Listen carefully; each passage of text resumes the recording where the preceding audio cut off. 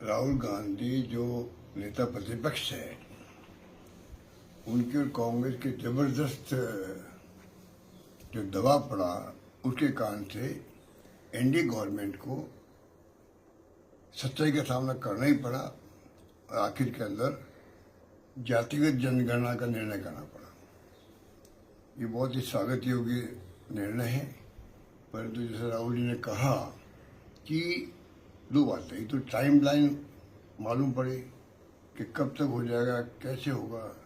दूसरा, इसके अंदर इस तरह विस्तारित जनगणना हो जिससे कि मालूम पड़े कि एससी, एसटी, ओबीसी के लोगों की स्थिति क्या है, क्योंकि जो इम्पोर्टेंट ब्यूरोक्रेसी में है, जुडिशरी में और जगह है, वहाँ पर उनकी हिस्सेदारी नहीं के बराबर है।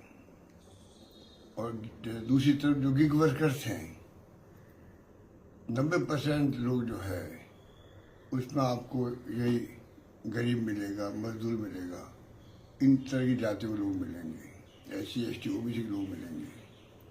तो ये जो अभियान राहुल जी ने चलाया था, उसका मकसद ये था कि किस प्रकार से, ये तो पहला कदम हुआ है, अब आगे जो है 50% की भागीदारी जो है, वो जो राइडर है उसको खत्म करना पड़ेगा। पहले वो खत्म तो हो चुका है, जब एनडीए गवर्नमेंट ने 10% ईडब्ल्यूएस को भागीदारी दी है आरक्षण के अंदर, तो 50% का राइडर तो उसी दिन खत्म हो गया था। और मुझे खुशी इस बात की है कि किसी ने उसका विरोध नहीं किया, एससी ने, एसटी ने, ओबीसी ने 10% का आरक्षण दिया, नई सोच के साथ दिया गया, क्योंकि पहले संविधान की जो मूल भावना थी उसके आधार पर वो फैसला हो नहीं पा रहा था। ये फैसला हुआ तो सबने एक प्रकार से स्वागत किया।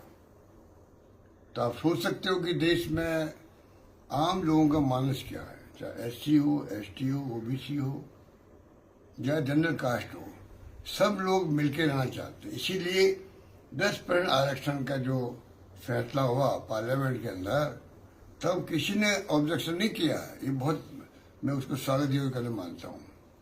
उसी प्रकार से अब जो राहुल जी कहते हैं कि 50% का राइडर जो है वो तो खत्म हो चुका है, एक प्रकार से उससे आगे बढ़ना चाहिए, जिससे कि एससी, एसटी, ओबीसी के लोग भी उच्च पदों पे आ सके। उनका हक बनता है। आज 70 साल की आज़ादी के बाद में अगर हम लोग 90% की आबादी को कुछ नहीं दे पा रहे हैं, कोई पदों पे नहीं आ रहे हैं, सत्ता में भागीदारी नहीं उन लोगों की, खाली आर्ट्स के माध्यम से उनको एमएलए एमपी बनते हैं, तो मेरा मानना है कि ये बहुत बड़ा राहुल जी का जो सोच था और जो दृढ़ निश्चय था, पार्लियामेंट के अंदर भी, पार्लियामेंट के बाहर भी उन्होंने खुल के कहा कि मोदी जी आपको ये करना चाहिए और आप नहीं करेंगे फिर हम करेंगे, इतना उनका कॉन्फिडेंस था। उसकी जीत हुई है कल, मेरा मानना यह है।